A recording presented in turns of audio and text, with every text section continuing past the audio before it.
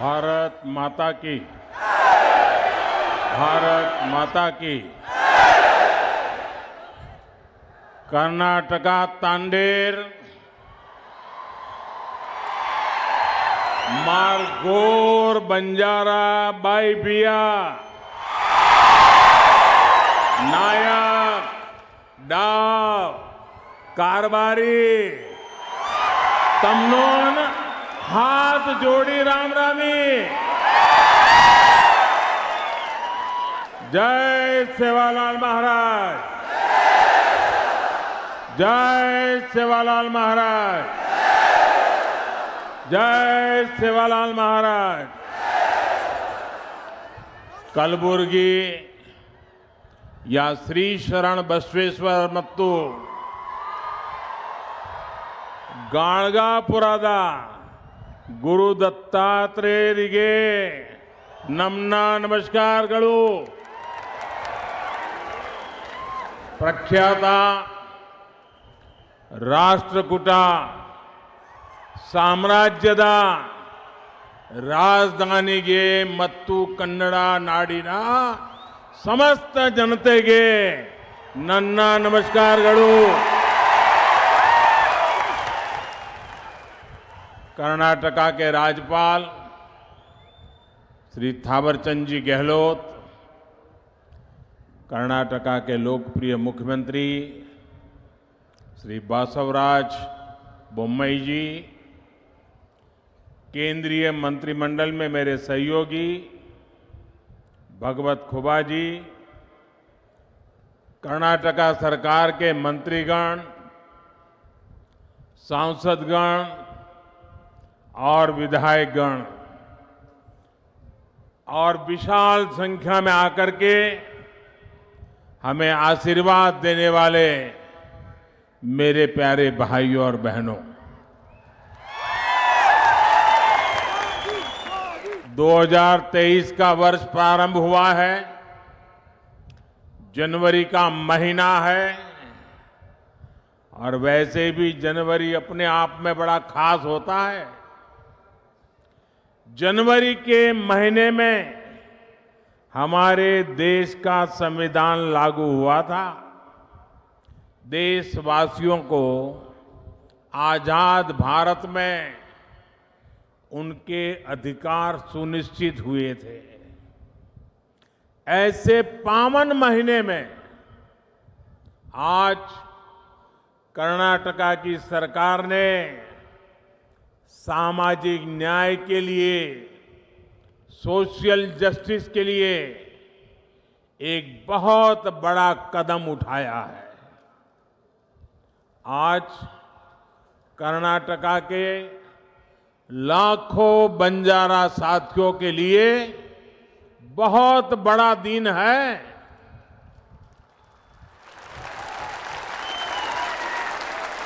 अभी 50,000 से अधिक परिवारों को पहली बार उनके घर, उनकी रिहाइश का हक मिला, हक्कू पत्र मिला है।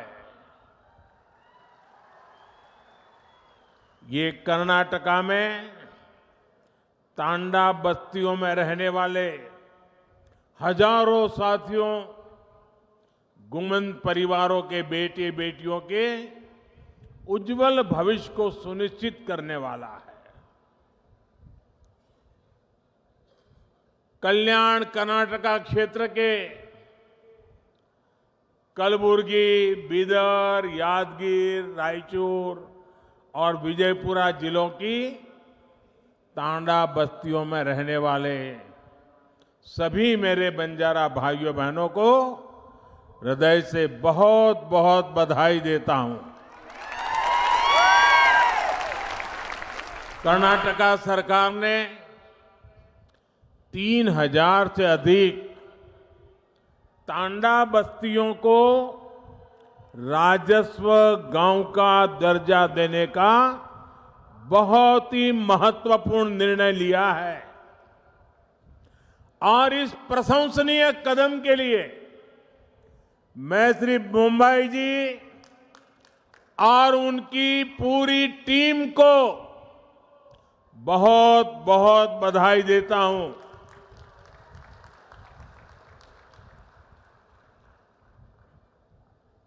मेरे प्यारे भाइयों बहनों, ये क्षेत्र मेरे लिए नया नहीं है और बंजारा समाज भी नया नहीं है,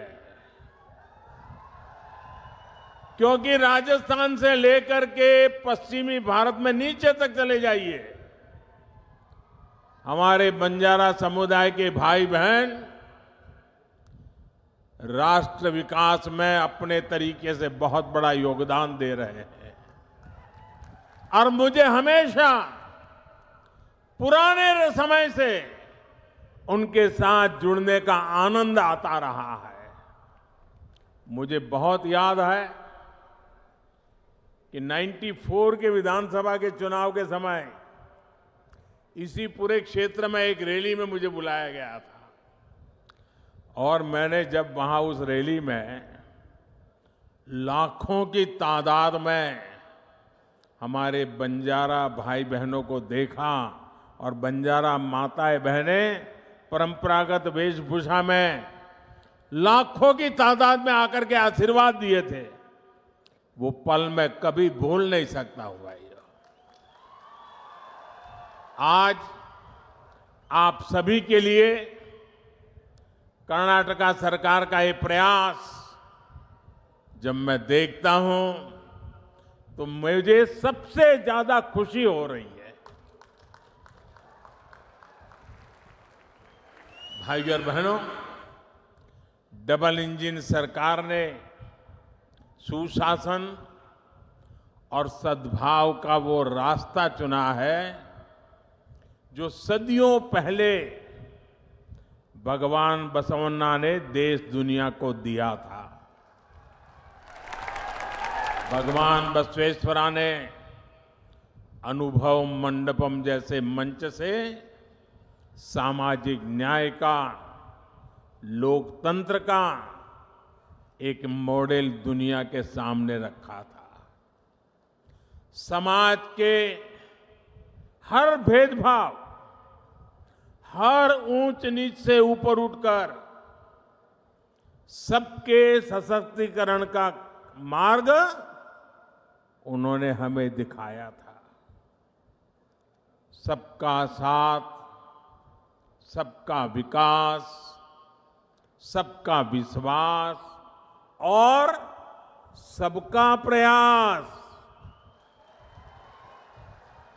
इस मंत्र में भी वही भावना है जो भगवान बसवेश्वरा ने हमें दी थी। आज कलबुर्गी में हम इसी भावना का विस्तार देख रहे हैं। साथियों, हमारे बंजारा समुदाय, गुमंतु, अर्ध गुमंतु समुदाय ने दशकों तक बहुत असुविधा झेली है। अब सबके लिए गौरव और गरिमा के साथ जीने का समय आया है।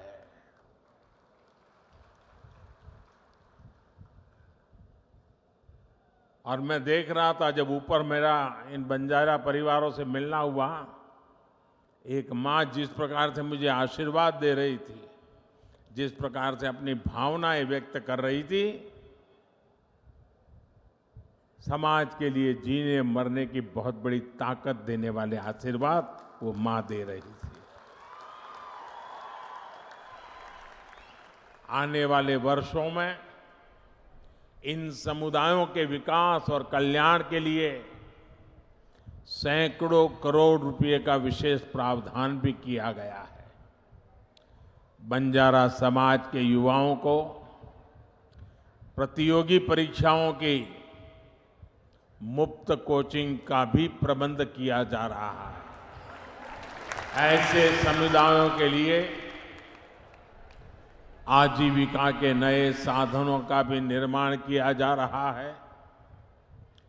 झुग्गियों के बजाय इन साथियों को पक्के घर मिले, इसके लिए भी सहायता दी जा रही है। बंजारा, घुमंतू, अर्ध घुमंतू समुदायों का स्थायी पता, स्थायी रिहाइश न होने के कारण जो सुविधाएं उन्हें नहीं मिल पा रही थी, उनका समाधान भी किया जा रहा है। आज का ये आयोजन इसी समाधान की दिशा में उठाया गया अहम कदम है। 1993 में, यानी 3 दशक पहले इसकी सिफारिश की गई थी, लेकिन उसके बाद सबसे अधिक जिस दल का शासन यहां रहा, उसने सिर्फ वोट बैंक बनाने पर ही ध्यान दिया। इन उपेक्षित परिवारों का जीवन बनाने की उन्होंने कभी नहीं सोची। तांडा में रहने वाले साथियों ने अपने हक के लिए लंबा संघर्ष किया है, अनेक कठिनाइयां झेली हैं, एक बहुत लंबा इंतजार आप सबको करना पड़ा है। लेकिन अब उदासीनता का वो पुराना माहौल भाजपा की सरकार ने बदल दिया है। मैं आज मेरी इन बंजारा माताओं से कहना चाहता हूं, आप निश्चिंत रहिए, आपका एक बेटा दिल्ली में बैठा है।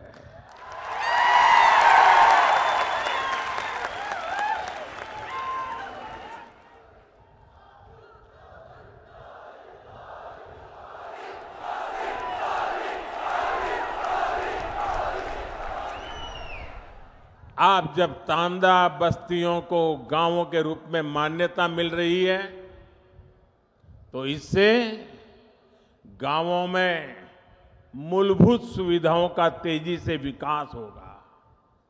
अपने घर, अपनी जमीन का कानूनी दस्तावेज मिलने के बाद अब परिवार निश्चिंत होकर जी पाएंगे और बैंकों से ऋण लेना भी आसान होगा। केंद्र सरकार देश भर के गांवों में स्वामित्व योजना के तहत ग्रामीण घरों के प्रॉपर्टी कार्ड दे रही है। कर्नाटका में तो अब बंजारा समाज को भी ये सुविधा मिलने लगेगी। अब आप अपने बच्चों को ठीक के स्कूल भेज पाएंगे। डबल इंजन सरकार की हर कल्याणकारी योजना का सीधा लाभ ले पाएंगे। अब झुग्गियों में जीने की मजबूरी भी आपके लिए कल की बात बन गई। पीएम आवास योजना से पक्के घर, घर में टॉयलेट, बिजली कनेक्शन, नल से जल पानी का कनेक्शन, गैस का चूल्हा, सब मदद मिलने वाली है। भाइयों और बहनों, कर्नाटका सरकार के फैसले से बंजारा साथियों के लिए आजीविका के भी नए साधन बनने वाले हैं।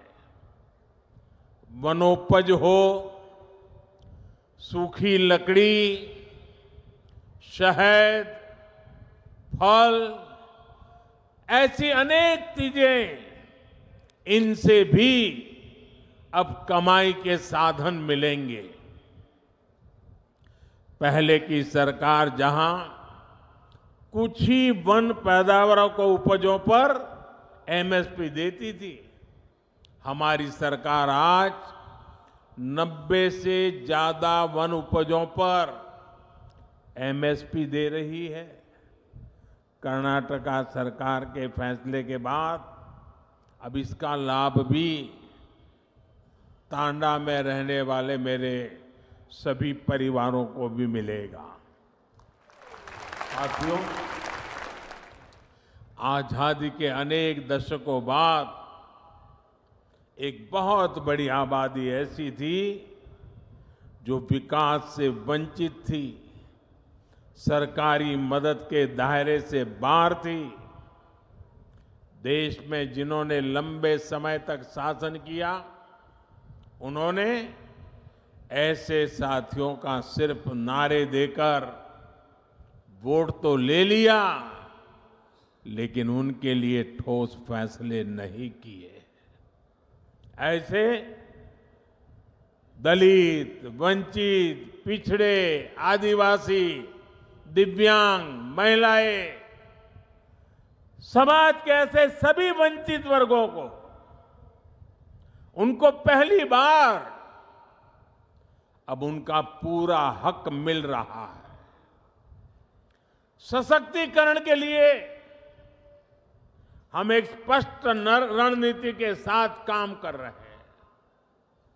इसके लिए आवश्यकते, आकांक्षे, अवकाशा, मत्तु गौरवा, इन पहलुओं पर हम ध्यान दे रहे हैं। अब जैसे गरीब, दलित, वंचित, पिछड़े, आदिवासी, दिव्यांग, महिलाएं, ऐसे सब वंचित समाज जो मूल सुविधाओं से वंचित है, झुग्गियों का जीवन बिताने वाले, बिना टॉयलेट, बिना बिजली, बिना गैस, बिना पानी कनेक्शन के जीवन बिताने वाले अधिकांश इन्हीं समाज के लोग होते हैं। हमारी सरकार अब इन्हें ये मूल सुविधा भी दे रही है और तेज गति से दे रही है। महंगे इलाज के कारण स्वास्थ्य सुविधाओं से भी यही वर्ग अधिक वंचित था। आयुष्मान भारत योजना के तहत 5 लाख रुपए तक के मुफ्त इलाज की गारंटी हमारी ही सरकार ने दी। दलित हो, वंचित हो, पिछड़े हो, आदिवासी हो, उन सब तक पहले सरकारी राशन नहीं पहुंच पाता था। आज इन परिवारों को मुफ्त राशन भी सुनिश्चित हुआ है। राशन की सप्लाई पारदर्शी हुई है। जब मूल सुविधाएं पूरी होती है, तब गौरव बढ़ता है, नई आकांक्षाएं जन्म लेती हैं। रोज रोज के संकटों से बाहर निकलकर लोग अपने परिवार का जीवन ऊपर उठाने में जुट जाते हैं। इन्हीं आकांक्षाओं की पूर्ति के लिए हमने आर्थिक समावेश, आर्थिक सशक्तिकरण के रास्ते बनाए। दलित, पिछड़े, आदिवासी, यही सबसे बड़ा वर्ग था जिसने कभी बैंक का दरवाजा भी नहीं देखा था। जनधन बैंक खातों ने करोड़ों वंचितों को बैंकों से जोड़ा है। एससी, एसटी, ओबीसी और महिलाओं की एक बहुत बड़ी आबादी ऐसी थी जिसके लिए बैंकों से लोन पाना किसी सपने से कम नहीं था। जब कोई अपना काम शुरू करना चाहता था तो बैंक कहते थे कि बैंक गारंटी कहाँ है, लेकिन जिनके नाम पर कोई प्रॉपर्टी ही ना हो तो वो गारंटी कैसे दे पाता। इसलिए हमने मुद्रा योजना के रूप में बिना गारंटी के ऋण की योजना शुरू की। आज मुद्रा योजना के तहत लगभग 20 crore loan SC, ST, OBC को मिले हैं। इस वर्ग से नए नए उद्यमी बन रहे हैं। मुद्रा की लगभग 70% लाभार्थी हमारी माताएं बहनें हैं, महिलाएं हैं। इसी प्रकार रेहड़ी, ठेले, पटरी, इस पर छोटा मोटा कारोबार करने वाले साथियों के पहले की सरकारें सूद नहीं लेती थी। आज स्वनिधि योजना से इन साथियों को भी पहली बार बैंक से सस्ता और सुलभ ऋण मिल पा रहा है। ये सारे कदम वंचितों की आकांक्षाओं की पूर्ति का माध्यम बन रहे हैं। लेकिन हम एक कदम आगे बढ़कर अवकाशा यानी नए अवसर बना रहे हैं। वंचित समाज के युवाओं को नया विश्वास दे रहे हैं। साथियों, महिला कल्याण के लिए संवेदनशील हमारी सरकार आज नए नए सेक्टर्स में उनके लिए अवसर बना रही है।